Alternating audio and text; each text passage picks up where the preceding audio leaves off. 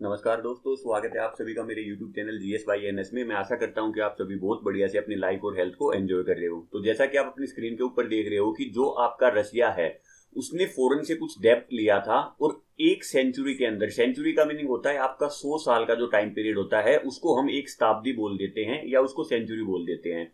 तो अब इसने जो वो फॉरेन डेब्ट लिया था, अपना जो कर्ज लिया था, उस कर्जे को चुकाने में ये आपका असमर्थ रह पाया और इसको यहाँ पे डिफॉल्ट घोषित कर दिया गया है। तो आपको ये जो चीजें हैं, डिफॉल्टर क्या होता है, फॉरेन डेब्ट क्या होता है, फॉरेक्स रिजर्व क्या होता है, तो ये जितने भी वर्ड हैं आपके, जितने भी हैवी हैवी वर्ड हैं जो आप न्यूज़पेपर के अंदर या अपने डेली डिस्कशन के अंदर आपके सामने ये वर्ड बार बार आते रहते हैं, तो आज इनको मैं बिल्कुल आपको बहुत ही सिंपल वे में ये सब सारी चीजें, अगर आप ये 10 से लेकर 12 मिनट का डिस्कशन सुनोगे तो आपको ये सारी चीजें बिल्कुल अच्छे से क्लियर हो जाएंगी। तो देखो यहाँ पर बेसिकली क्या बताया गया है कि अगर हम बात करते हैं नॉर्मल इंसान की, अगर उस किसी कस्टमर को, या नॉर्मल इंसान हम यहाँ पे अपने आप को एज ए कस्टमर मान सकते हैं, तो अगर मेरे को कभी भी मेरे को कोई पैसे की जरूरत होती है तो मैं किसके पास जाता हूं? मैं जाता हूं बैंक के पास। अब बैंक से मैं अपना पर्सनल लोन भी ले सकता हूं, कोई होम लोन भी ले सकता हूं, होम लोन के बाद हम कार लोन ले सकते हैं, लोन अगेंस्ट प्रॉपर्टी ले सकते हैं, गोल्ड लोन ले सकते हैं, स्टूडेंट लोन ले सकते हैं। तो मीनिंग क्या है, हम यहाँ पे क्या है, कोई ना कोई लोन ले सकते हैं। तो इसका मीनिंग क्या है, ये मैंने बैंक से अपना कर्ज ले लिया। अब कर्ज लेने के बाद मेरे को क्या है, बैंक को इसको ईएमआई में पे करना होता है। अब बैंक ये तो है नहीं कि डायरेक्टली मैं जाऊंगा बैंक के पास और बैंक तैयार बैठा हुआ है कि हाँ जी मैं आपकी वेट कर रहा था, आप आगे, ये लो जी आपका लोन तैयार है।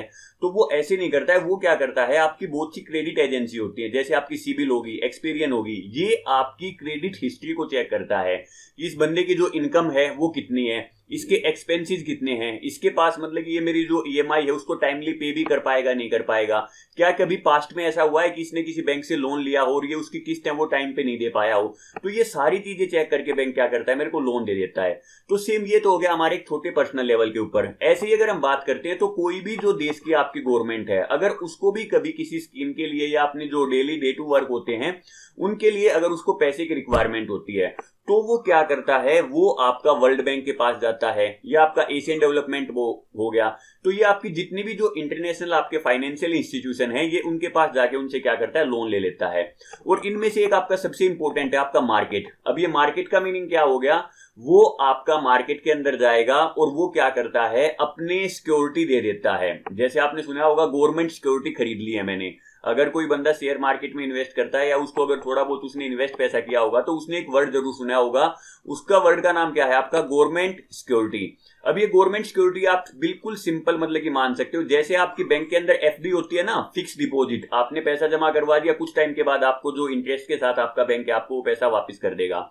तो सेम वैसे ये भी आपका सेम उसी टाइप का होता है, बिल्कुल आपका एक सेफेस्ट मीडियम आप मान सकते हो। कभी भी इस पैसे की डूबने की उम्मीद कोई भी नहीं होती है। तो सेम ऐसे ही अब गवर्नमेंट क्या करता है, अपनी सिक्योरिटी दे देता है। अब सिक्योरिटी का मीनिंग क्या है कि भाई जब भी आपका टाइम पीरियड, जितने टाइम के लिए मैं आपसे पैसे ले रहा हूं, तो जब मैं आपको पैसे दे दूंगा विद इंटरेस्ट, आप ये सिक्योरिटी है वो मेरे को वापस कर दोगे। मींस गवर्नमेंट ने उस चीज की जिम्मेवारी ले ली है अपनी सिक्योरिटी देके। आप वर्ड से इसको समझ सकते हो। अब जो ये गवर्नमेंट सिक्योरिटी लेता है, एक तो ये क्या करता है, इंटरनेशनल मार्केट से लेता है, फॉरेन के अंदर जाके, मींस जो आपके फॉरेनर हैं वो भी क्या कर सकते हैं, इसमें इन्वेस्ट कर सकते हैं। और एक ये क्या करता है, लोकल मीडियम के ऊपर अपने देश के अंदर ही क्या करता है, गवर्नमेंट सिक्योरिटी जारी करता है, आदमी उनको खरीद लेते हैं, कुछ टाइम के बाद उनको विद इंटरेस्ट पैसा मिल जाता है और गवर्नमेंट का जो भी कोई काम है वो उस टाइम तक वो चल जाता है। अब देखो इसी चीज से रिलेटेड यहां पर ये बता देना चाहता हूं मैं आपको, अगर किसी को याद हो तो कुछ टाइम पहले गवर्नमेंट ने यहाँ पे गोल्ड बॉन्ड निकाले थे, गोल्ड पेपर बॉन्ड या गोल्ड सोवरन बॉन्ड, ये आपने स्कीम जरूर सुनी होगी। तो गोल्ड सोवरन बॉन्ड का मीनिंग क्या था, गवर्नमेंट ने क्या देखा कि जो हमारे इंडिया के अंदर है सोने के प्रति एक अलग ही रुझान रहता है। हम इंडियन क्या करते हैं, सोने को खरीदते हैं। अब सोने को खरीदेंगे तो हमारे देश में इतना ज्यादा सोना नहीं है, वो सोना हमें क्या करना पड़ता है, बाहर की कंट्री से एक्सपोर्ट करना पड़ता है। और इंडियन मोस्टली क्या करते हैं, सोने को खरीद के अपनी तिजोरी के अंदर रख देते हैं। जब भी कोई फंक्शन होता है तो वो क्या कर लेते हैं, उस गोल्ड को पहनते रहते हैं। लेकिन इससे क्या होता है, वो जो गोल्ड है, जितने पैसे का आपने गोल्ड खरीद के अपना रख दिया, अब वो ठीक है, वो इन्वेस्टमेंट तो होगी। गोल्ड का जो प्राइसेज है वो आप देख रहे हो हर बार बढ़ते ही जा रहे हैं, साल दर साल अगर आप देखते हो। लेकिन फिर भी क्या होता है, अगर सेम आप वही पैसा अगर आप शेयर मार्केट में यूज करते तो कोई ना कोई कंपनी क्या करती, उस पैसे को यूज कर सकती थी। लेकिन गवर्नमेंट ने क्या बोला कि आप एक काम करो, आप गवर्नमेंट को खरीदो मत, सेम उतने टाइप के मैं आपको क्या दे देता हूं, पेपर दे देता हूं। लेकिन इंडियन तो इंडियन है, उन्हें क्या चाहिए, उन्हें तो सोना ही चाहिए, उन्हें पेपर नहीं चाहिए। तो सेम मतलब कि आप ये समझ सकते हो जो गोल्ड सोवरन बॉन्ड है तो वो भी एक हिसाब से क्या है, मार्केट अपनी मतलब कि मार्केट के अंदर उसने लोन ले लिया और आपको वो क्या दे दिया, ये पेपर दे दिया है वहां पर, लेकिन लोगों को क्या है, पेपर नहीं, उनको सोना चाहिए। तो सेम वैसे ही अब हमने क्या देख लिया कि हमने फॉरेन मार्केट से या तो डेब्ट उठा लिया या फिर आपकी लोकल मार्केट से डेब्ट उठा लिया। तो अब ये जो डेब्ट उठाया तो इसका क्या करना होगा, हमें विद इंटरेस्ट है उस अमाउंट को पे करना होगा। अब ये कुछ आपकी इंटरनेशनल एजेंसी होती है, जैसे हमारी लोकल टाइम पे मतलब कि वो हमारी हमने बताई थी आपको सिविल होती है, एक्सपीरियन होती है, तो वैसे ही इंटरनेशनल लेवल के ऊपर आपकी Standard and Poor, Moody's, Fitch, Exim Bank है, ये आपकी इंडिया की है।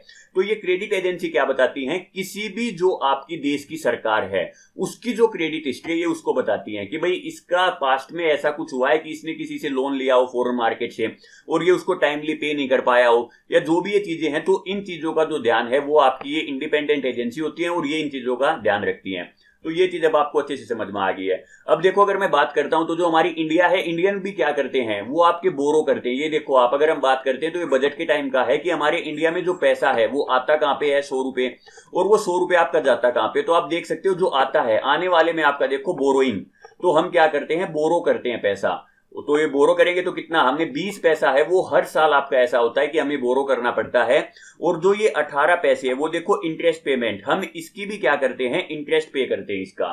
तो आप ये समझ सकते हो। बाकी आप जो ये इसको फिगर को आप देख सकते हो कि और पैसा कहां कहां से आता है, जीएसटी से आता है, इनकम टैक्स से आता है, कॉर्पोरेट टैक्स से आता है, जाता कहां कहां पे है, हमें पेंशन देनी पड़ती है, बहुत सी सब्सिडीज देते हैं, डिफेंस के ऊपर खर्चा करते हैं। तो वो सारी चीजें आप ये देख सकते हो। बट मेनली यहाँ पे आपका मेन फोकस कहां पे होना चाहिए कि इंडिया है वो भी आपका बोरो करता है। और अगर आज के दिन हम देखते हैं तो इंडिया के ऊपर $650 बिलियन का आपका क्या है, फॉरेन कर्जा है, और ये उसका क्या करता है, 650 बिलियन का हर साल क्या करता है, इंटरेस्ट पे करता है।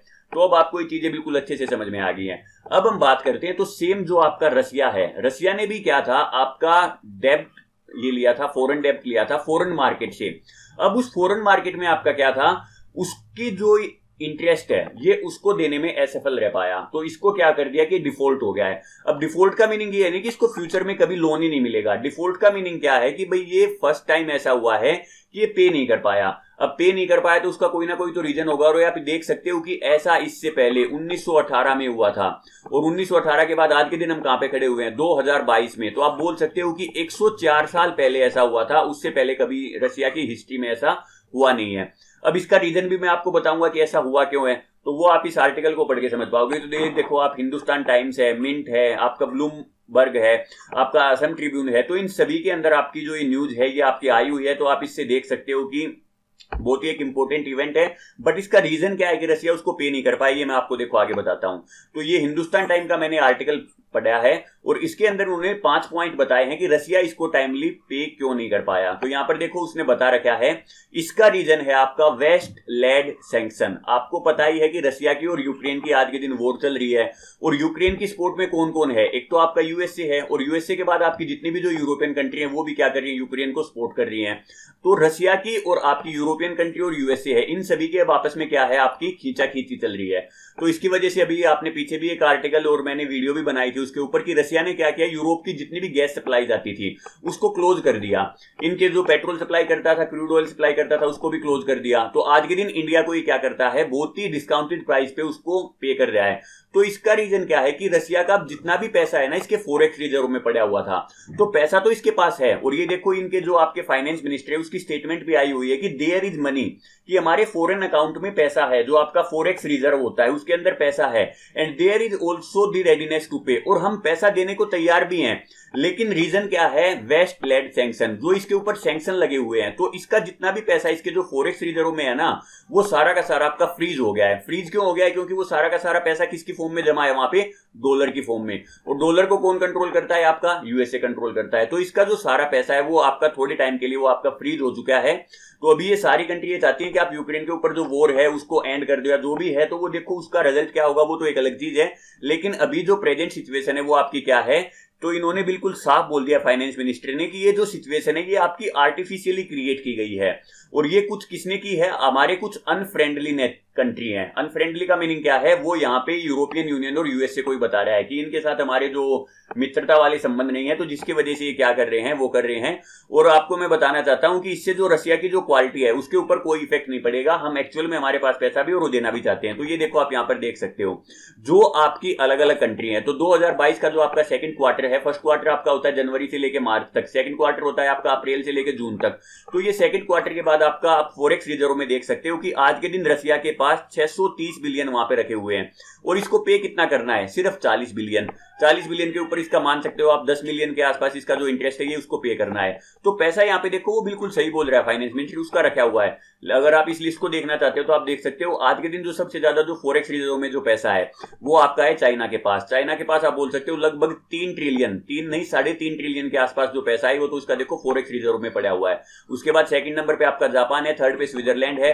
अब यहाँ पे आपको दिखाई दे रहा होगा कि यूएसए है, यूएसए के पास इस लिस्ट में है ही नहीं, तो यूएसए है वो अपने फॉरेक्स रिजर्व में ज्यादा पैसा रखता ही नहीं है। उसके फॉरेक्स रिजर्व में आपको लगभग 250 बिलियन के आसपास ही पैसा मिलेगा। आज के दिन आप इंडिया भी देख सकते हो, इंडिया आपका 5th नंबर पे लाई करता है, तो हमारे यहाँ पे भी लगभग 600 बिलियन के आसपास जो हमारा पैसा है फॉरेक्स रिजर्व में है। अब इस फॉरेक्स रिजर्व का काम ही क्या होता है कि अगर आपने कोई इंटरनेशनल टाइम से अगर आपने कोई पैसा उधार ले रखा है तो उसके जो आप पेमेंट करते हो तो वो आपका फॉरेक्स रिजर्व से होता है। उसके बाद अगर आप किसी देश से कोई क्रूड ऑयल खरीदते हो तो उसकी जो पेमेंट होती है वो भी क्या होती है, आपके फॉरेक्स रिजर्व से होती है। तो इस फॉरेक्स रिजर्व में आपका जो पैसा है वो आपका बहुत ही इंपॉर्टेंट रोल प्ले करता है कि आपको फॉरेन मार्केट से आपको पैसा मिलेगा नहीं मिलेगा। जितने भी आपके इंटरनेशनल फाइनेंशियल इंस्टीट्यूशन है, जैसे आपका अगर हम बात करते हैं वर्ल्ड बैंक है, IMF है, या आपका एशियन डेवलपमेंट बैंक है, तो इनसे आपको पैसा मिलेगा नहीं मिलेगा। तो ये आपका वो क्या है, क्रेडिट हिस्ट्री को थोड़ा सा बढ़िया बनाते हैं आपकी। तो अब यहाँ पर देखो सेम वही चीज बताई गई कि रसिया आज के दिन आपका 40 बिलियन जो पैसे हैं वो आपको उसको देने हैं, और यहां पर मतलब यही बोला गया है कि उसके पास फॉरेन करेंसी है जो आपकी वो आपकी बहुत ज्यादा है, लेकिन वो सारी की सारी आज के दिन क्या है, वो आपकी फ्रोजन स्टेट में है। फ्रोजन का मीनिंग क्या है, जो आपकी ये यूरोपियन यूनियन है और यूएसए है इसने उसके ऊपर सैंक्शन लगा रखे हैं, जिसकी वजह से वो क्या है इस पैसे को यूज नहीं कर पा रहे अभी। और ऐसा अगर हम बात करते हैं तो रसिया के साथ पहले कब हुआ था, ये आपका बोल्शेविक रिवॉल्यूशन हुई थी रसिया के अंदर, रशियन एम्पायर के टाइम पे। तो ये 100 साल पहले आपका मैंने बता दिया 1918 के आसपास ये आपका पहले हुआ था।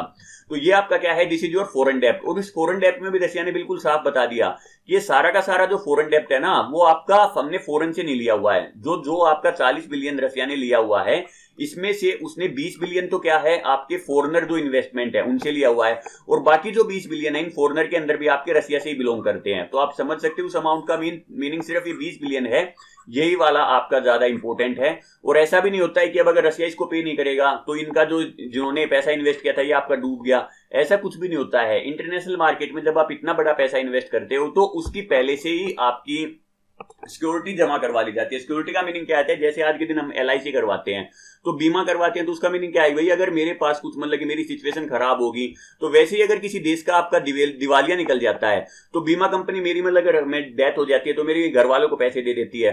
तो सेम वैसे ही आपका जो ये अमाउंट होता है, जो ये फॉरेन इन्वेस्टमेंट का अमाउंट है, तो इतना बड़ा अमाउंट है तो इसके लिए पहले से ही आपका बीमा होता है। अगर बाई चांस कोई देश का दिवालिया घोषित हो जाता है, जैसे आपकी श्रीलंका की हालत आप देख सकते हो कितनी ज्यादा खराब है, आपका जो पाकिस्तान है, पाकिस्तान को भी अभी आपका जो FATF है उसने ग्रे लिस्ट के अंदर डाल रखा है, तो उससे आप समझ सकते हो कि ये जो सिचुएशन है तो उसका वो पहले से होता है। तो अब यहाँ पर सिंपल अगर हम इसका कंक्लूजन निकालना चाहें तो कंक्लूजन में आप देख सकते हो कि जितने भी आपके जो फॉरेन एनालिस्ट हैं उन्होंने सेम यही चीज बोली है कि जो ये डिफॉल्ट है ये आपका ग्लोबल फाइनेंशियल मार्केट के ऊपर कोई खास इंपैक्ट नहीं दिखाएगा। क्यों नहीं दिखाएगा, क्योंकि आपके पास पैसा भी उसके पास है लेकिन कुछ सैंक्शन की वजह से वो अमाउंट आपका फ्रोजन हो गया जिसकी वजह से वो पेमेंट नहीं कर पा रहा है।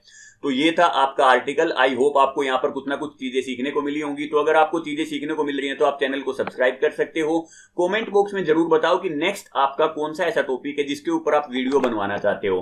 तो चीजें अगर आपको पसंद आती हैं तो आप लाइक भी कर सकते हो और शेयर करो अगर आपको लगता है कि जैसे आपको इन चीजों ने फायदा किया है, तो अगर आपको लगता है किसी और बंदे को फायदा कर सकती है तो आप चीजों को शेयर कर सकते हो। अगर इन चीजों के आपको PDF चाहिए तो उसके लिए मेरा टेलीग्राम चैनल है, आप वहां से जाके PDF डाउनलोड कर सकते हो। तो आज के डिस्कशन में इतना ही, मिलते हैं हमारी नेक्स्ट डिस्कशन में, तब तक के लिए thank you and take care.